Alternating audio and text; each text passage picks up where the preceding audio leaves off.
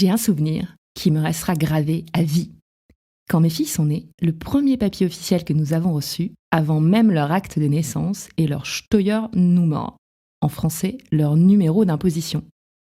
Une bonne manière de nous rappeler qu'en leur donnant la vie, elles devenaient également des contribuables, des redevables. Elles avaient déjà des comptes à rendre à l'État. J'avoue que sur le moment, cela m'a un peu hérissé les poils, mais avec le recul et toutes les recherches que j'ai pu faire sur la dette et le don, je le vois désormais avec un autre regard. Que tu le veuilles ou non, que ça te plaise ou pas, il n'existe pas de don sans dette. Ce qui nous gêne dans cette proposition n'a rien à voir avec sa véracité, c'est plutôt qu'elle vient heurter certains préjugés moraux. Dans nos sociétés contemporaines policées, on idéalise le don gratuit et le sacrifice sans contrepartie. Bien que l'échange soit le mode de relation normal entre adultes, nous acceptons mal l'idée que toujours recevoir sans jamais rendre puisse être dangereux, voire destructeur. Si tu raisonnes ainsi, peut-être auras-tu une bonne conscience car tu viendras conforter ce que la morale véhicule communément.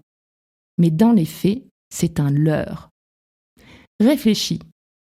Quand on accuse quelqu'un d'être le fils d'eux ou la fille d'eux, que lui reproche-t-on, si ce n'est le fait de lui avoir donné sans compter, qu'il n'ait pas rendu de compte? On voit bien alors qu'il y a 2 poids, 2 mesures. Alors comment savoir où est le juste équilibre si on ne compte pas?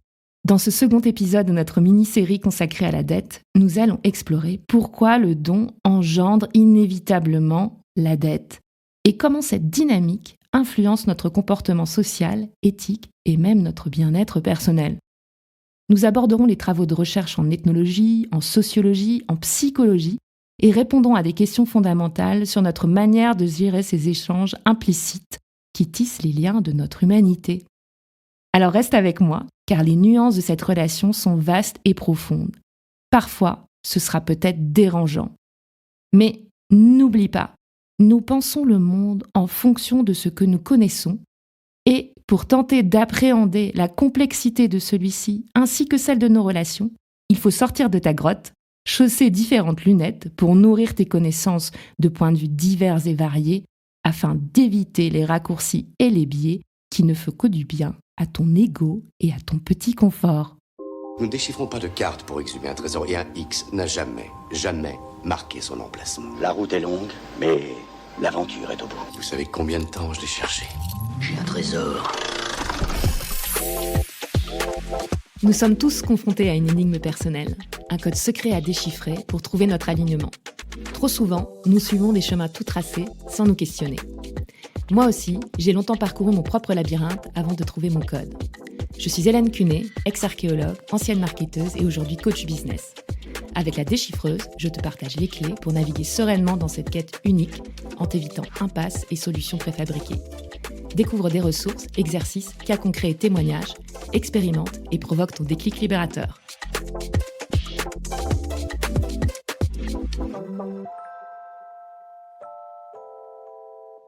Toutes les recherches en sociologie et en psychologie le montrent, il ne peut exister de don sans retour, et cela même si les 2 parties, donataires et bénéficiaires, le souhaitent de tout leur cœur, car la dette sera alors payée, mais par un comportement inconscient et inadéquat. C'est Marcel Mauss, avec son ouvrage de référence Essai sur le don, qui a mis en lumière la relation fondamentale entre le cadeau ou le don et la dette, ainsi que l'obligation de rendre. Il montre que partout dans le monde, le cadeau offert exige une contrepartie et que le don doit impérativement être compensé sous peine de dommages.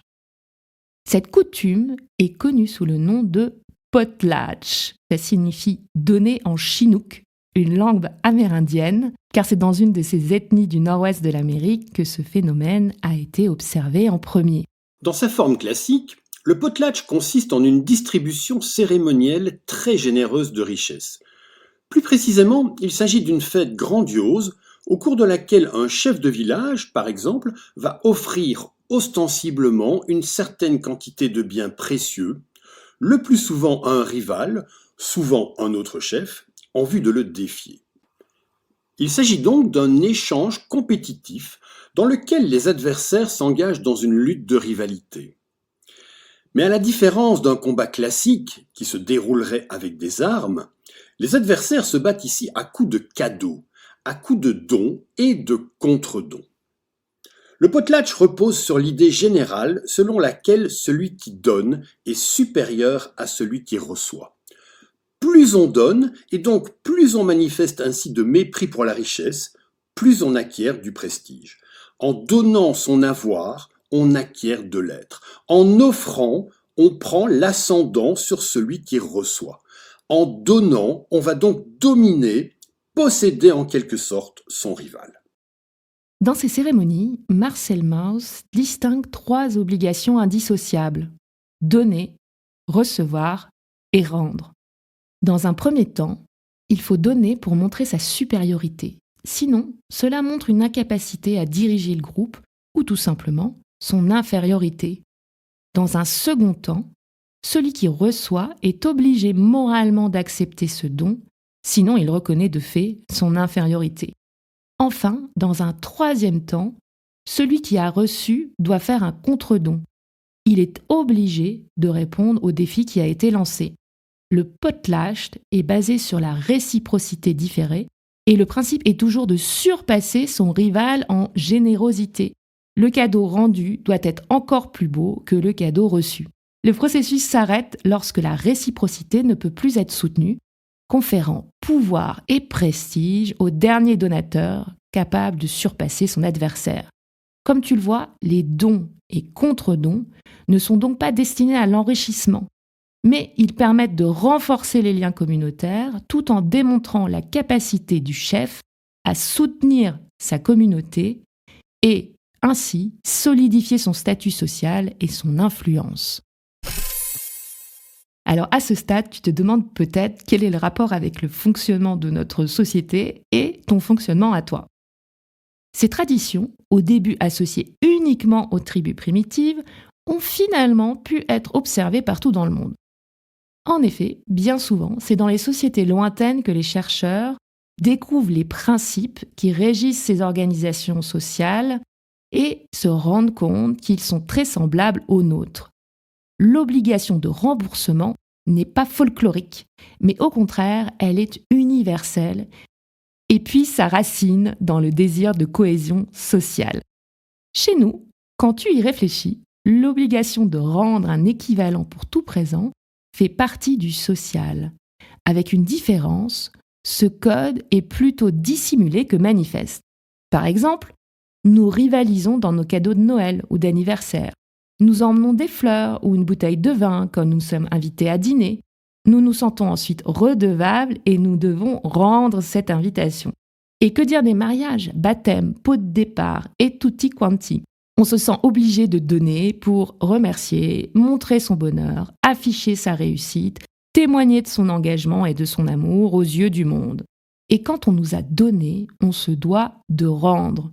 Le terme allemand sich revanchieren, prendre sa revanche au sens littéral, est très parlant à cet égard. La gémologue en moi ne peut s'empêcher de te présenter l'exemple de la désormais traditionnelle bague de fiançailles en diamant, qui est devenue un must quand on veut déclarer sa flamme et se proposer. Sache qu'aux États-Unis, il est de bon ton de dépenser 3 mois de salaire dans un diamant, symbole du luxe et de l'éternité. Or, si tu ne le sais pas, cet usage n'a rien de vraiment traditionnel. Par contre, il joue avec brio sur la mécanique du potlatch. Petite mise au point. Ce rituel est le pur produit d'une campagne de marketing très efficace menée par la société De Beers. Donc De Beers qui est le plus grand exploitant de diamants bruts au monde. Dans les années 1930 et 1940, la demande de diamants est en chute libre suite aux effets de la Grande Dépression.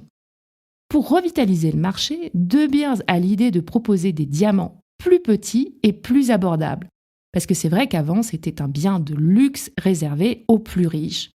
Et il va engager l'agence de publicité ailleurs pour développer une campagne centrée sur l'idée que les diamants sont un symbole de statut éternel et de romance. When you give a solitaire, you say more, and you say it with more brilliance. More depth. More fire.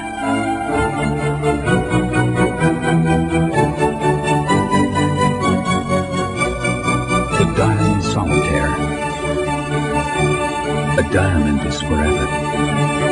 De Beers. Le slogan « A Diamond is Forever », créé en 1947, ainsi que les campagnes avec les plus grandes actrices, on peut penser à Judy Garland, Marilyn Monroe, ont solidifié cette idée, suggérant que les diamants étaient le seul choix acceptable pour les fiançailles, car ils symbolisent une relation inébranlable et durable.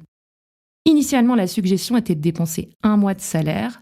Avec le temps, cette règle est devenue 2 mois, et puis dans les années 80, De Beers a promu l'idée que 3 mois de salaire était le standard approprié pour montrer véritablement son amour et son engagement. Comme tu le vois, la réussite de cette campagne est évidente, car elle a non seulement augmenté la vente de diamants, mais a également profondément ancré dans la culture populaire l'idée que la valeur d'une bague de fiançailles est intrinsèquement liée à l'ampleur de l'engagement émotionnel et financier de la personne qui la donne. Ainsi, on peut faire plusieurs parallèles entre le potlatch et cette tradition de la bague. Première chose, c'est un bien positionnel. Qu'est-ce que ça veut dire ? Ça veut dire qu'on fait un don ostentatoire pour affirmer son statut social. Et tout ça, ça correspond donc bien au premier mouvement du potlatch. L'achat d'une bague coûteuse sert de démonstration de statut. En suivant la règle des 3 mois de salaire, l'individu montre non seulement son engagement envers son partenaire, mais aussi sa capacité à pourvoir aux besoins du couple et la mesure à laquelle il peut contribuer. Recevoir des cadeaux dans un potlatch, deuxième mouvement, impose au destinataire l'obligation de reconnaître la générosité et le statut du donneur. De même, on pourrait dire accepter une bague de fiançailles symbolise l'acceptation de la proposition de mariage et ça va renforcer les liens sociaux. Cela signifie également que le destinataire reconnaît et apprécie l'amour et l'effort financier ou émotionnel du partenaire. Le troisième mouvement consiste à rendre pour maintenir ce cycle vertueux. Le destinataire d'un don lors d'un potlatch est obligé de répondre avec un contre-don encore plus généreux pour maintenir ou améliorer son propre statut social et ne pas être perçu comme inférieur. Alors, bien que moins formalisé, le concept de rendre peut se manifester dans la réciprocité des engagements des mariés et dans la réciprocité des sacrifices personnels dans la relation. Le partenaire qui ne donne pas la bague peut montrer son engagement par d'autres contributions émotionnelles ou matérielles à la relation. Allons plus loin. Si on prend de la distance et qu'on regarde l'histoire avec un grand H, quand Arwa envoyait ses émissaires avec des cadeaux aux chefs d'autres contrées, ce n'était pas un acte de générosité. L'intention était de créer de la dette. De même, quand une personne fait une offrande ou bien un sacrifice à une divinité, il ne s'agit pas simplement de l'honorer. Cette personne attend quelque chose en échange. Une faveur, de la reconnaissance, une protection. Alors pourquoi continuons-nous de penser que le don se doit d'être gratuit ? À mon humble avis, pour des histoires de morale mal placées. En effet, si tu penses et tu dis à haute voix que les cadeaux doivent être réciproques, si tu commences à compter, tu vas te faire très certainement traiter d'avare, de personne bassement intéressée. Les bien-pensants verront en toi un Picsou sans cœur et ainsi considéré, tu vas commencer à culpabiliser. Pourtant, nous allons le voir, celui qui refuse à l'autre le plaisir de s'acquitter de sa dette ne fait rien d'autre que de l'inférioriser et de le maîtriser. Alors souviens-toi de ça, si tu refuses à quelqu'un le plaisir de s'acquitter de sa dette, tu l'infériorises. Quand nous nous révulsons à l'idée de ne pas vénérer le don gratuit, c'est en fait l'enfant en nous qui se réveille et craint de perdre l'amour de ses parents en montrant qu'ils puissent désirer des choses. Mais en gardant cette attitude, sache que tu ne considères que l'aspect superficiel du don et tu oublies à tes périls, mais également au péril de ceux qui vont recevoir, le contexte est la partie inconsciente qui se joue. Bien évidemment, rappelons-le ici, le don privé entre personnes ne se fait pas par des échanges de biens matériels complètement équilibrés. Et la dette qu'il implique peut être comblée par de la reconnaissance, de la tendresse et ne doit pas forcément être quantifiée et équivalente. Alors résumons, parce que jusqu'à présent, on a parlé du don social. Ce que les ethnologues ont pu montrer, c'est 1. Le don social ne peut pas être refusé, sauf si le donataire le reprend à son compte. 2. La dette produite par le don initial doit être impérativement apurée par un don d'une valeur au moins équivalente. 3. Si un don reste sans réciprocité, le groupe coupable est rejeté, mis au ban de la société et peut même être militairement attaqué. Dans cet épisode, nous faisons un focus particulier sur le don personnel, le don psychique, et non sur le don social. Force est de constater que le don psychique crée une relation similaire au don social entre le donateur et le donataire. Premier point, le don personnel ne peut être refusé sans causer de conflit. Si par exemple ta mère t'invite à déjeuner et que tu lui dis non, ça pourra provoquer une réaction négative.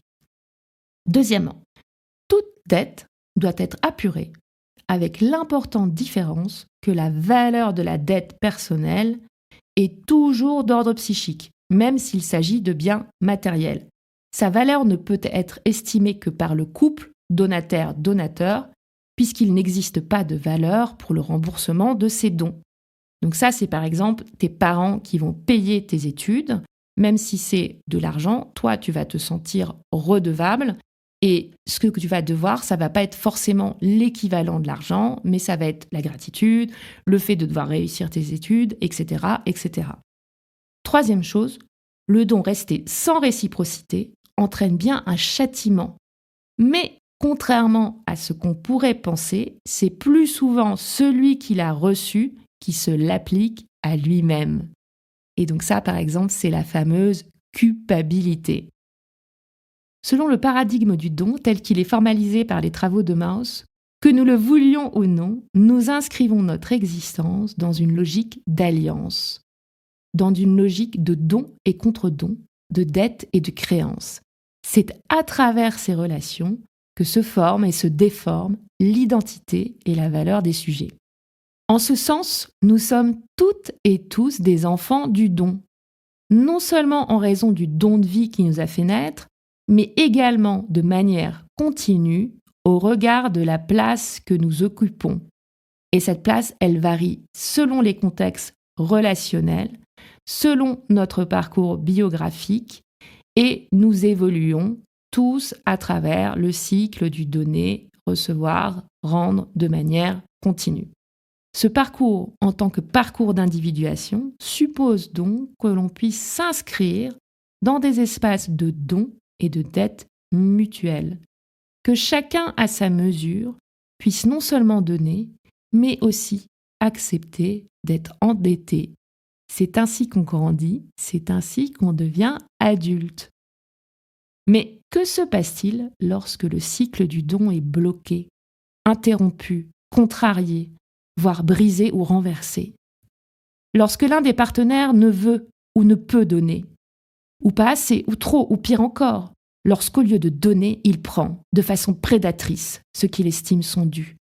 Que se passe-t-il lorsque le donataire ne reçoit pas ce dont il a besoin ou ce qu'il estime mériter, voire refuse tout don, donc toute dette? Et au regard du troisième mouvement, celui du contre-don, que se passe-t-il lorsque je me trouve dans l'incapacité de rendre ou que je refuse de donner à mon tour et garde jalousement ce que j'ai reçu? En entrant dans le détail, on découvre une différence importante entre le don social et le don personnel. Le don social est offert au cours d'une cérémonie publique, ritualisée, et les modalités sont donc connues de tous, alors que le don entre personnes n'est généralement connu que d'elles ou dans un cercle restreint. N'étant pas ritualisé, le souvenir peut en être refoulé par le donataire ou encore sous- ou surestimé par lui. Et c'est ça qui va entraîner, dans tout le cas, des remboursements inadaptés et parfois des troubles psychiques. Il est important de le répéter. À quelque niveau que ce soit, le mode normal de relation entre adultes est l'échange et la réciprocité. La non-reconnaissance de ce principe entraîne inévitablement des troubles. Une personne qui reçoit et qui ne peut s'acquitter de sa dette se trouve infériorisée par rapport au donateur. Et cela va entraîner forcément des sentiments négatifs. Le déroulement temporel et l'évaluation de la valeur du don personnel sont aussi fort différents entre les deux sortes d'échanges, donc l'échange personnel et l'échange social. Les règles du potlatch établissent à 2 années maximum le temps qui peut s'écouler entre le premier don et le cadeau offert en retour. Par ailleurs, comme on connaît la valeur du don, elle est connue de tous et donc elle ne peut prêter à confusion. Toutes les dettes psychiques, elles, n'ont ni le même destin, ni les mêmes conséquences. Les dettes connues-reconnues peuvent être acquittées lorsque le bénéficiaire le désire. Le non-remboursement est alors un choix conscient et librement assumé. Ce qui devient vraiment problématique, c'est quand ces dettes sont inconscientes, méconnues ou niées. C'est là qu'elles nous tourmentent. On peut distinguer 3 grandes catégories de dettes problématiques. La dette niée, car son souvenir est refoulé, ça c'est la première. La seconde, la dette minimisée, sous-évaluée. La troisième, son pendant, la dette surévaluée. Et à ces catégories, j'ai rajouté 2 autres, la dette qu'on s'auto-inflige et les dettes négatives. Il est temps de passer à la seconde partie qui va présenter la typologie de ces 5 types de dettes afin que tu puisses comprendre l'importance de respecter le cycle donner, recevoir, rendre.